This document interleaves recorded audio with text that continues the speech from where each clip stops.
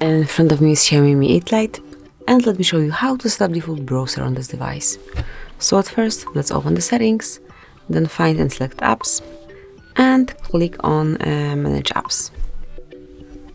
And here just tap on more icon, click on default apps, and by tapping on browser, you can smoothly switch the browser that you would like to have in your device as default. So for example, if you want to apply Google Chrome right now as your default browser, smoothly mark it, and that's it. As you can see from now on, it is changed. And obviously it is working the same way with any other app. It doesn't matter if it's a camera, gallery, music, so on. Just mark it and then select the particular app that you would like to have as default. And this is it. That will be all. Thank you for watching. Please subscribe our channel and leave the thumbs up.